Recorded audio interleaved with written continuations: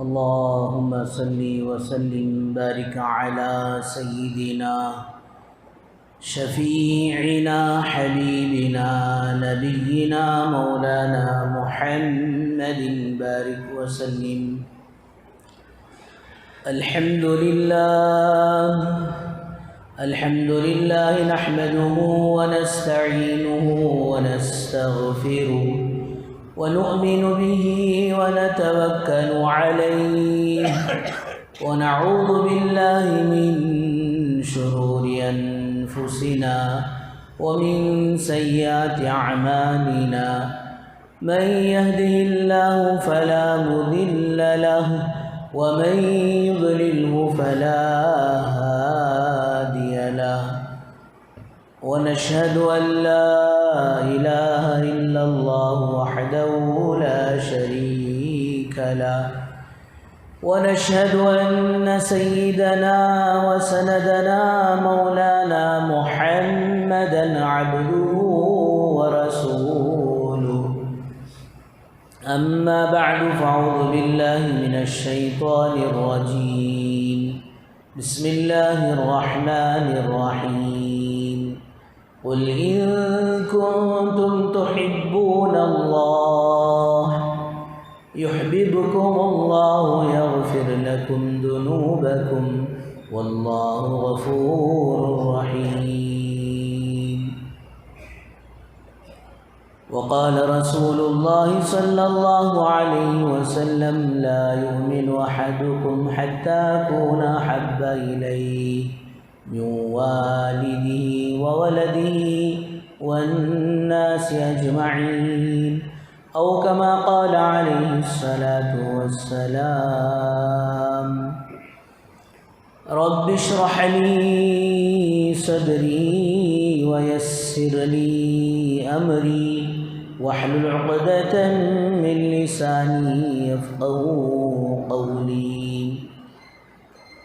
اللهم صل على سيدنا محمد وعلى آل سيدنا محمد بارك وسلم في كلام أولنا. اللهم صل على سيدنا محمد وعلى آل سيدنا محمد بارك وسلم في آخر كلامنا. بزرگان محترم و معزز سامعین کرام، اللہ جل جلالہ عم نوالہ کا احسان کرم فضل ہوا کہ اللہ پاک نے ہم سب کو اپنے گھر تک آنے کی توفیق نصیب فرمائی اور کچھ دین کی باتیں کہنے اور سننے کی توفیق و سعادت نصیب فرمائی. درود و سلام نازل ہو آقا مدنی تاجدار مدینہ احمد مجتبی محمد مصطفیٰ وجہ کائنات محسن انسانیت فخر دو عالم رحمت للعالمین امام الانبیاء خاتم الانبیاء کالی کملی والے آقا محمد عربی صلی اللہ علیہ وسلم کے ذات عالی پر. بزرگوں دوستوں، گزشتہ چند جمعوں سے حضور اکرم صلی اللہ علیہ وسلم سے محبت کے تقاضے کے عنوان پر چند باتیں سامنے آتی رہی ہیں. دعا فرمائیں اللہ تبارک و تعالی ہم سب کو صحیح معنوں میں حضور اکرم صلی اللہ علیہ وسلم سے عقیدت و محبت نصیب فرمائے اور آپ کی سنتوں کی اتباع کرنے کی، آپ کی سنتوں کی پیروی کرنے کی توفیق و سعادت نصیب فرمائے.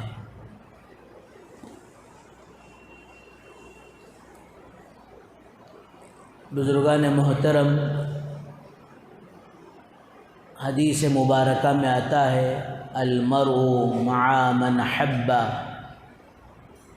کہ سرکار دو عالم صلی اللہ علیہ وسلم نے ارشاد فرمایا ہر آدمی کل قیامت کے دن انہی کے ساتھ اٹھایا جائے گا جس سے محبت دنیا میں کیا کرتا تھا.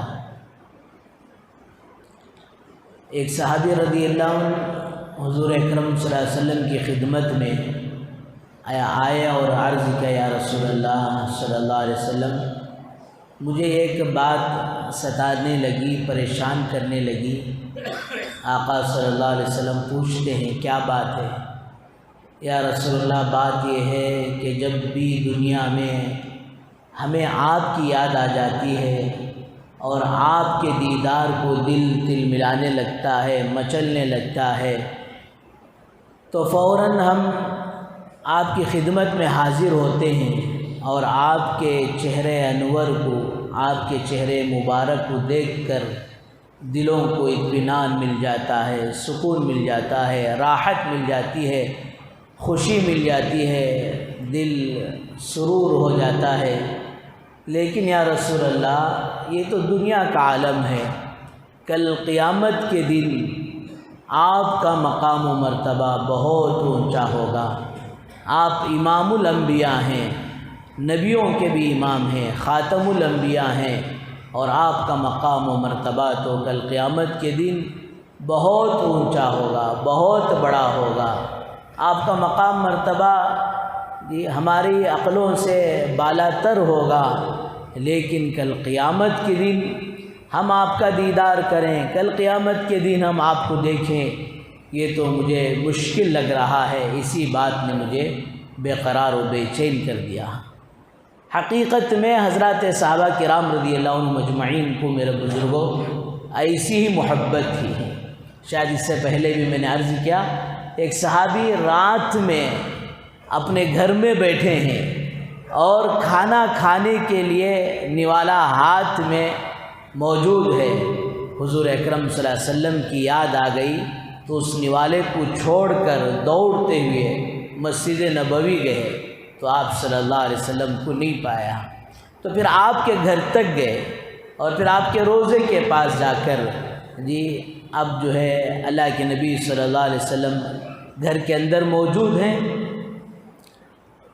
اب دستک دینا، آواز لگانا کہ اللہ کے نبی آپ کا غلام آپ کے دیدار کے لیے آپ کے دروازے پر حاضر ہے، یہ بھی گوارا نہیں کیا۔ کیوں؟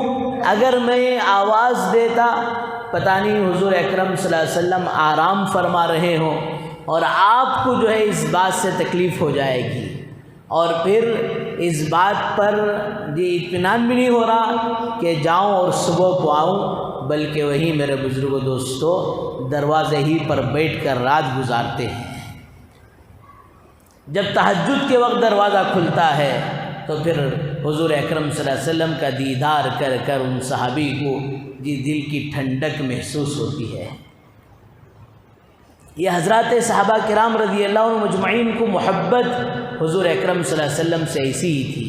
پھر وہ صحابی کے اس سوال پر، اس صحابی کے اس استفسار پر آپ صلی اللہ علیہ وسلم نے فرمایا اسی حدیث کے جملے کو، المرء مع من احب، کہ ہر آدمی جس سے محبت کرے گا، جس سے عقیدت و محبت رکھے گا، کل قیامت کے دن اسی کے ساتھ اٹھایا جائے گا۔ فرمایا اس حدیث کو سن کر یہ صحابی اور حضرات صحابہ فرماتے ہیں کہ ہمیں آخرت کی بہت ساری حدیثیں سنی، جنت کے نہر بھی سنے اور جنت کی جو ہے پھل بھی سنے، جنت کی پھولیں بھی سنے، وہاں کے حوروں کے بارے میں بھی سنا، سب جنت کی نعمتوں کا تذکرہ سنتے رہے، لیکن کسی بات پر اتنا مزہ نہیں آیا، کسی بات پر اتنی خوشی نہیں ہوئی جتنا کہ اس حدیث کو اور آپ کی اس بات کو سن کر ہوئی۔ کل قیامت کے دن ہر آدمی اسی کے ساتھ اٹھایا جائے گا جس کے ساتھ محبت ہوگی۔ ہمیں بڑی خوشی اور مسرت اس حدیث کو سن کر ہوئی۔ کیوں؟ اس لیے کہ میرے بزرگوں دوستو حضرات صحابہ کرام رضی اللہ عنہ اجمعین کو والہانہ طور پر حضور اکرم صلی اللہ علیہ وسلم سے محبت اور عقیدت تھی۔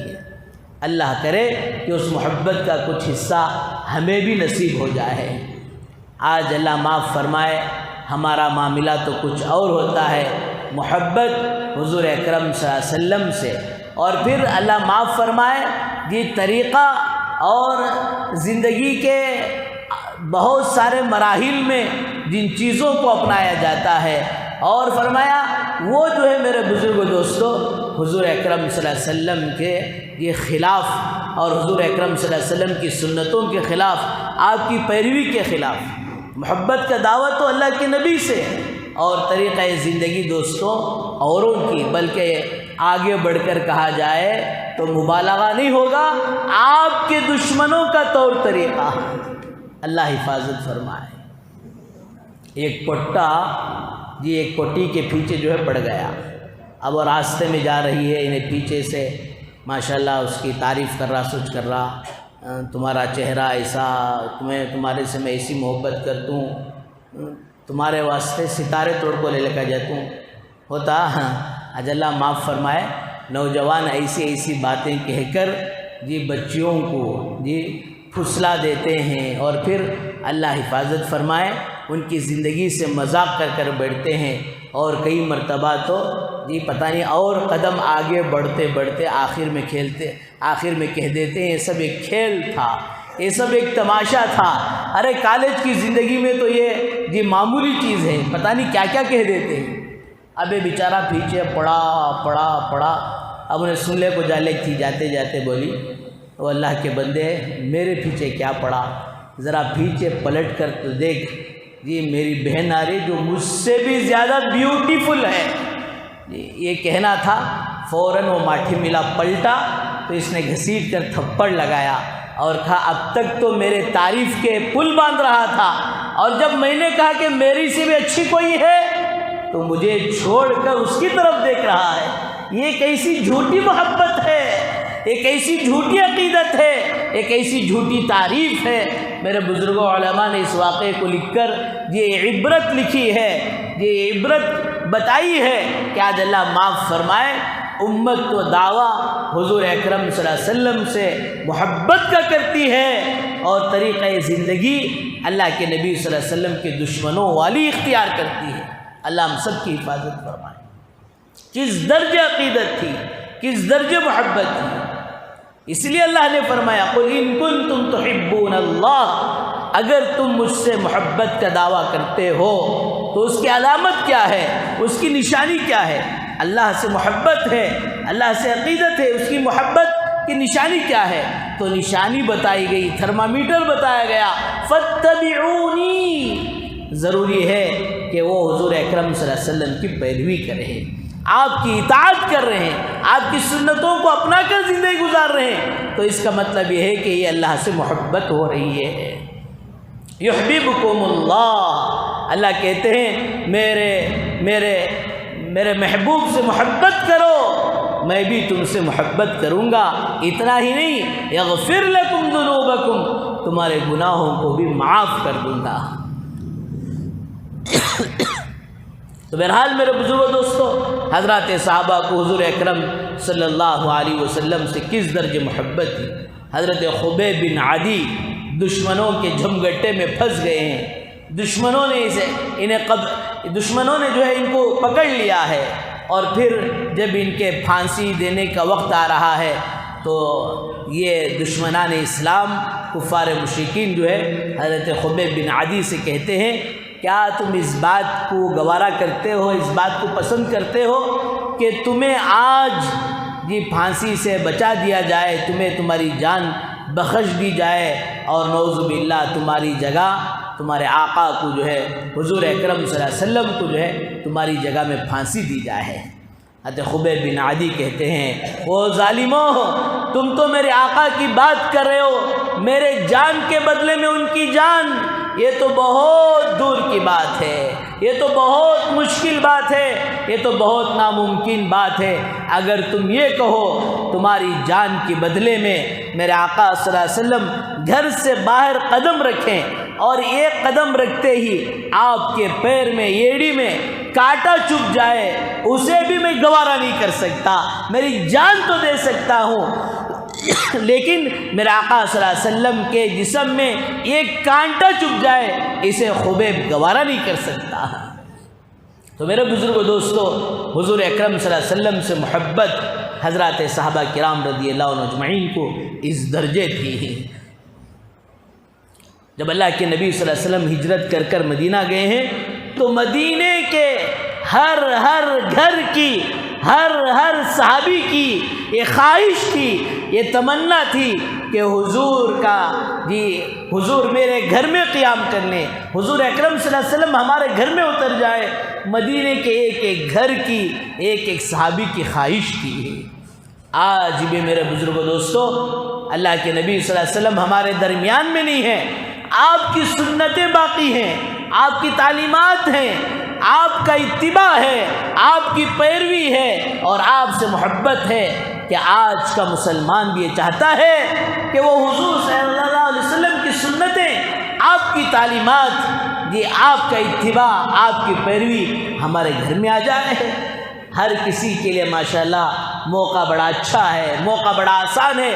ہر کوئی میرے بزرگوں دوستوں حضور اکرم صلی اللہ علیہ وسلم کو اپنے گھر میں، یعنی حضور اکرم صلی اللہ علیہ وسلم کی اپنی تعلیمات کو اپنے گھر میں ماشاءاللہ شروع کر دے۔ اپنے گھر میں حضور اکرم صلی اللہ علیہ وسلم کی سنتوں کا نور، حضور اکرم صلی اللہ علیہ وسلم کی شریعت کا چراغ اپنے گھروں میں جلا سکتے ہیں۔ لیکن اللہ معاف فرمائے، آج امت کا ایک بڑا طبقہ آپ کی تعلیمات سے، آپ کی سنتوں سے بہرا بن گیا، کیوڑا بن گیا، کان سنائی نہیں دے رہے ہیں۔ فرمایا میرے بزرگ دوستو، کتنے آج ہمارے گھر اور پھر ہمارے گھروں کے معاملات، ہماری شادی بیاہ، ہمارے سکھ و دکھ آج حضور اکرم صلی اللہ علیہ وسلم کی تعلیمات سے خالی ہیں۔ وہ حضرت حلیمہ سعدیہ رضی اللہ عنہا حضور اکرم صلی اللہ علیہ وسلم کو اٹھائی ہیں، اس سے پہلے بہت سے داعیات، دودھ پلانے والی مائیں یہ کہہ کر واپس چلی گئی کہ اس یتیم کے گھر سے ہمیں کیا ملے گا۔ لیکن حضرت دائی حلیمہ نے اس یتیم کو، در یتیم کو اپنے گود میں لیا، اللہ تعالیٰ نے برکتوں کے دروازے کھول دیے ہیں۔ آتے وقت تو اونٹنی سب سے کمزور تھی اور پھر سب سے چلنے میں پیچھے تھی، اب ماشاءاللہ سب سے آخر میں مکے سے چلی ہے اور سب سے آگے بڑھ رہی ہے۔ کسی نے پوچھا حلیمہ کیا بات ہے، سواری بدلنا لے کے آ؟ حضرت حلیمہ جواب دیتی ہیں، سواری نہیں بدلی، سواری تو وہی ہے، سوار بدل گیا ہے، سواری تو وہی ہے، سوار بدل گیا۔ فرمایا حضور اکرم صلی اللہ علیہ وسلم کو گود لینا تھا، اس سواری کے اندر اللہ نے برکت دے دی، اور فرمایا کہ گھروں میں فاقہ ہوا کرتا تھا، لیکن حضور اکرم صلی اللہ علیہ وسلم کی برکت سے وہ گھر کا فاقہ میرے بزرگوں دور ہوتا چلا گیا۔ آج اللہ معاف فرمائے، حضور صلی اللہ علیہ وسلم کی سنتوں کو ہم لیں گے تو فرمایا پھر ہمارے گھروں میں بھی اللہ خیر و برکتیں دیں گے۔ شادی بیاہ میں آپ کی سنتیں ہوں، زندگی کے ہر موڑ میں آپ کی سنتیں ہوں۔ کتنے اللہ والے ایسی زندگی گزارے کہ مرتے مرتے بھی فرمایا حضور کی سنت کو چھوڑنا ان کو گوارا نہیں تھا۔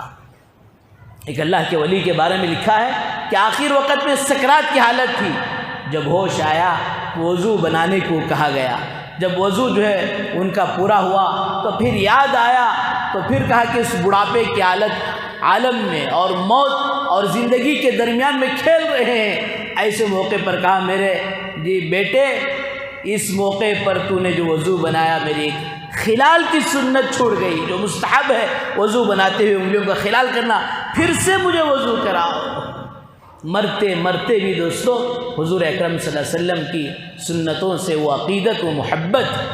تو الغرض میں عرض کر رہا تھا، اللہ کے نبی صلی اللہ علیہ وسلم نے فرمایا یہ اونٹنی اللہ کے حکم سے جہاں جا کر رکے گی وہیں میرا قیام ہوگا۔ حضرت ابو ایوب انصاری رضی اللہ عنہ کے مکان پر جا کر رکتی ہے۔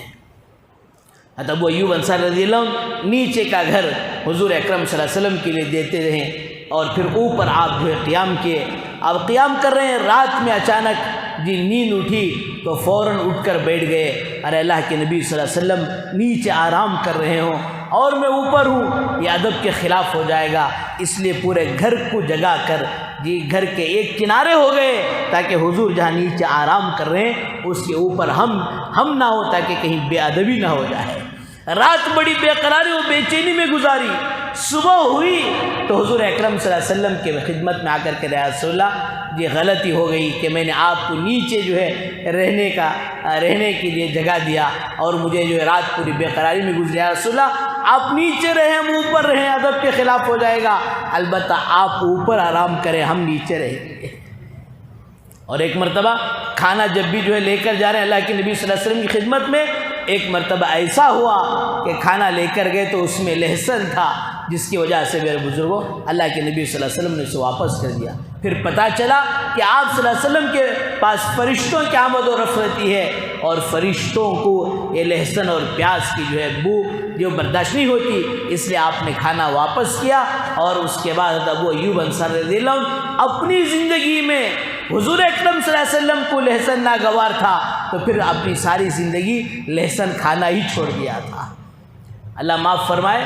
مسجدیں جی یہ بھی فرشتوں کا ماحول ہوتا ہے، یہاں بھی لوگ بے دھڑک پیاز کھا کر اور اس سے ہٹ کر یہ دم مارنے کا جو مسئلہ ہے مار کر بے دھڑک آ جاتے ہیں، نہیں، آنے سے پہلے کچھ سپاری سونف وغیرہ کھا کر جی اس بو کو زائل کر کے مسواک کر کے کلی کر کے بعد میں آؤ، اس لیے کہ مسجدیں جو ہے وہ فرشتوں کا ماحول ہوتا ہے۔ بہرحال میرے بزرگوں دوستو، حضرت ابو ایوب انصاری رضی اللہ عنہ کی اس درجے اللہ کے نبی صلی اللہ علیہ وسلم سے محبت، ایک ایک صحابی فرمایا اللہ کے نبی صلی اللہ علیہ وسلم سے عجیب و غریب محبت۔ آپ کے قریب سے قریب صحابہ حضرت علی رضی اللہ عنہ کو جب اللہ کے نبی صلی اللہ علیہ وسلم نے جی مکے سے ہجرت فرماتے ہوئے جی اللہ کے نبی صلی اللہ علیہ وسلم حضرت علی رضی اللہ عنہ کو اس جگہ آرام فرمایا، اور فرما کر علی سے کہا کہ علی دیکھو، مکے والوں کی امانتیں میرے پاس رکھی ہوئی ہیں، ان امانتوں کو تم واپس کر کے جن جن کو پہنچانا ہے ان کو پہنچا کر تم جو ہے یہاں اس گھر سے اس مکان سے نکلنا ہے۔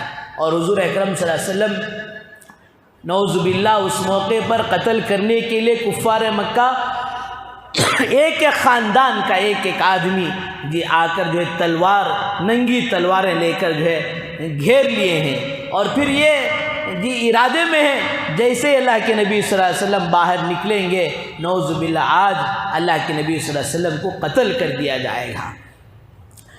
اللہ کے نبی صلی اللہ علیہ وسلم اپنی جگہ حضرت علی رضی اللہ عنہ کو سلا کر آپ صلی اللہ علیہ وسلم سے فرمایا رسول آپ آرام سے جائیں، آپ کی امانتیں جو ہیں وہ سب کچھ میں لوٹا کر آؤں گا۔ اللہ کے نبی صلی اللہ علیہ وسلم باہر آئے تو تھوڑی سی مٹھی لی، اور پھر مٹھی جو ہے ان کی طرف اچھالا، اور ان کے درمیان میں سے اللہ کے نبی صلی اللہ علیہ وسلم گزر کر آ گئے، لیکن کسی کے آنکھ نے، کسی دشمن کی آنکھ نے آپ کو دیکھ نہیں سکی۔ علماء لکھتے ہیں کہ اب معاملہ یہ تھا کہ جب اللہ کے نبی صلی اللہ علیہ وسلم نکلے ہیں تو ان کی جگہ علی رضی اللہ عنہ وہاں پر موجود ہیں۔ اب اس کا مطلب یہ ہے کہ حضور صلی اللہ علیہ وسلم کی جان کے بدلے یہ ظالم اللہ کے نبی صلی اللہ علیہ وسلم کی جو ہے جان لے سکتے ہیں، لیکن حضرت علی رضی اللہ عنہ کہتے ہیں کہ اس وقت آپ کے اس حکم پر اور آپ سے اس محبت پر میں جو چین کے ساتھ سکون کے ساتھ سویا، وہ رات کی نیند ہی کچھ اور مزے کی تھی ہی۔ فرمایا میرے بزرگوں دوستو، تلواروں کا ڈر نہیں تھا، جان کا ڈر نہیں تھا، بلکہ فرمایا آپ سے اس درجے عقیدت و محبت بھی ہے۔ اور پھر یہاں حضرات علماء نے یہ نکتہ لکھا ہے کہ حضور اکرم صلی اللہ علیہ وسلم جاتے ہوئے جی جو امانتیں مکے کے لوگوں نے رکھی تھی اس امانتوں کو لوٹا کر جانے کا جی پورا جو ہے بندوبست کر رہے ہیں، اور پوری بات حضرت علی رضی اللہ عنہ کو سمجھا کر جا رہے ہیں۔ اس لیے فرمایا کہ امانت یہ بہت بڑی چیز ہے۔ اللہ پاک قرآن میں کہتے ہیں کہ جن جن کی امانتیں ہیں ان امانتوں کو پورا ادا کرو۔ اور پھر ایک موقع پر اللہ کے نبی صلی اللہ علیہ وسلم نے فرمایا کہ مسلمان کی منافق کی تین نشانہ ہیں۔ یہ کیا؟ اذا حدث کذب، جب بولے گا تو جھوٹ بولے گا، وَإِذَا وَعْدَ أَخْلَفَ، اور جب وعدہ کرے گا تو وعدہ خلافی کرے گا۔ جی میں آ رہا ہوں بھائی، آدھے گھنٹے میں آ رہا ہوں، 1 گھنٹے میں آ رہا ہوں، تو اس کا مطلب یہ کہ آدھے گھنٹے میں آپ آ جاؤ، 1 گھنٹے میں آ جاؤ۔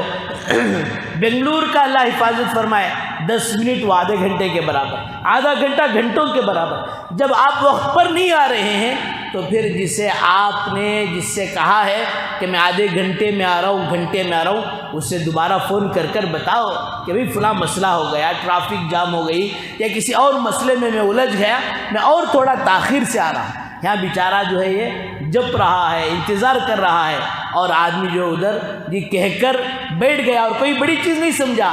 فرمایا یہ بہت بڑی چیز ہے، یہ مسلمان کی کرنے والی چیز نہیں، یہ تو منافق کی چیز ہے.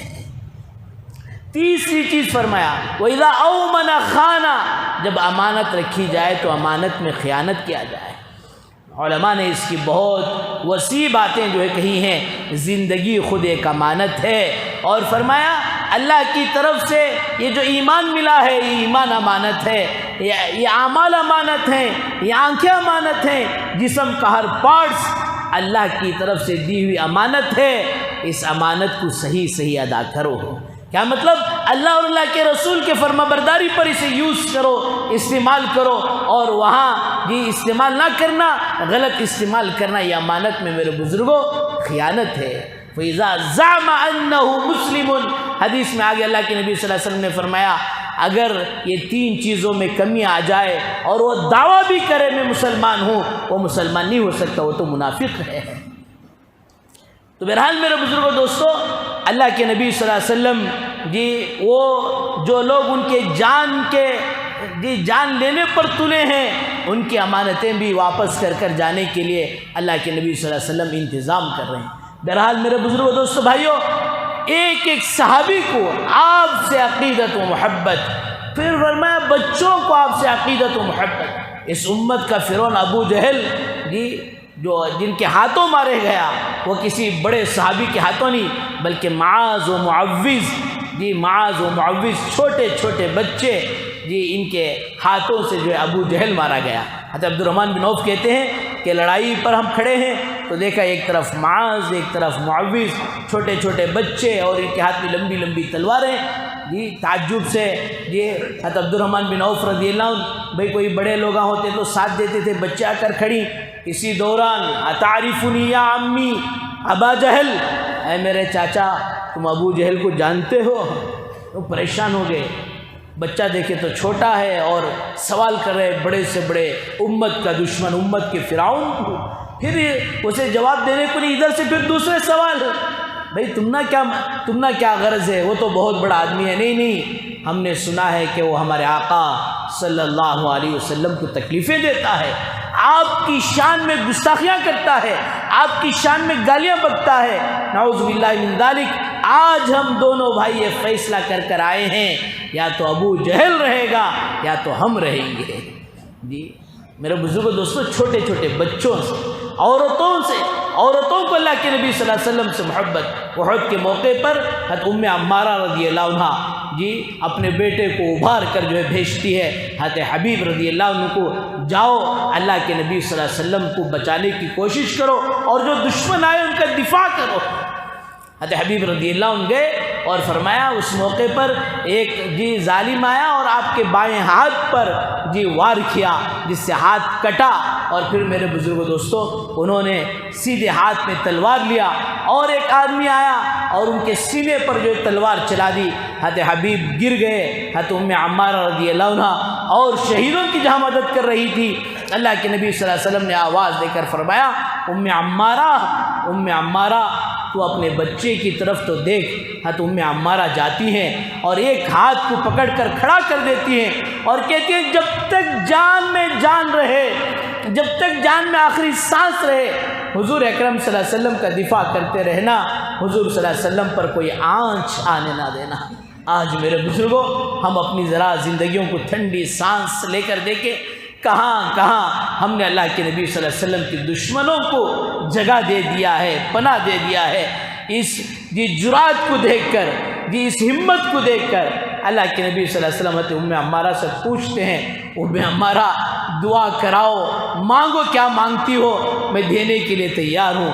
آج ہم ہوتے تو پتہ نہیں کوسی دنیا کی اور دنیا کی نعمتوں کا سوال کرتے. حضرت ام عمارہ کہتی ہیں یا رسول اللہ، دنیا میں جس طرح آپ کی ہمیں صحبت نصیب تھی، آپ کی رفاقت نصیب تھی اور پھر ہم آپ کے قریب ہوا کرتے تھے، یا رسول اللہ اور کوئی دنیا کی چیز طلب نہیں کرتی بلکہ یہی میں آپ سے التجا کرتی ہوں، آخرت میں بھی اسی طرح کا قرب اللہ تعالی ہمیں دے دے. اللہ کے نبی صلی اللہ علیہ وسلم دونوں ہاتھ اٹھاتے ہیں اور کہتے ہیں یا اللہ ام عمارہ کو اور پھر اس کے بچے حبیب کو کل قیامت کے دن میرا قرب نصیب کر دے۔ فرمایا اس بات سے حضرت ام عمارہ کو جو خوشی ہوتی ہے اس کی انتہائی کچھ اور ہوتی ہے۔ بہرحال میرے بزرگوں دوستو، یہ ربیع الاول کا مہینہ جب شروع ہوتا ہے لوگوں کے درمیان یہ ایک عجیب بات پیدا ہوتی ہے کہ میلاد کے جلسے ہو، میلاد کے بیانات ہو، سننا اور چھوڑنا اس لیے نہیں ہے، بلکہ میرے بزرگوں دوستو اس ربیع الاول کے مہینہ جیسے ہی آئے ہمارے اندر عقیدت و محبت اللہ کے نبی صلی اللہ علیہ وسلم کی زیادہ ہو، آپ کی سنتوں کی پیروی ہو اور آپ کی اتباع کا سچا پکا داعیہ دلوں میں پیدا ہو تو پھر دوستو کام بنے گا، ورنہ فرمایا کل قیامت کے دن آدمی افسوس کرے گا کاش میں اللہ کے نبی صلی اللہ علیہ وسلم کو چھوڑ کر اور کسی سے کیوں محبت کی۔ یوم یعض الظالم علی یدیہ یقول یا لیتنی اتخذت مع الرسول سبیلا یا ویلتا لیتنی لم اتخذ فلانا خلیلا، اے کاش میں دنیا کے اور کسی آدمی کو محبوب نہ بناتا، میرے آقا صلی اللہ علیہ وسلم کو میں محبوب بناتا، آج ان کی رفاقت نصیب ہوتی، آج ان کی قربت نصیب ہوتی، آج ان کی شفاعت نصیب ہوتی۔ اللہ تعالیٰ سے دعا فرمائے اللہ تعالیٰ ہمیں بھی جس طرح حضرات صحابہ، حضرات اولیاء اللہ حضور اکرم صلی اللہ علیہ وسلم سے عقیدت و محبت رکھتے تھے، اتباع اور پیروی کا معاملہ بھی ان کا جس طرح تھا، اللہ تعالیٰ ہمیں بھی نصیب فرمائے۔ وآخر دعوانا الحمدللہ رب العالمین۔ جو حضرات سنت نہیں پڑھے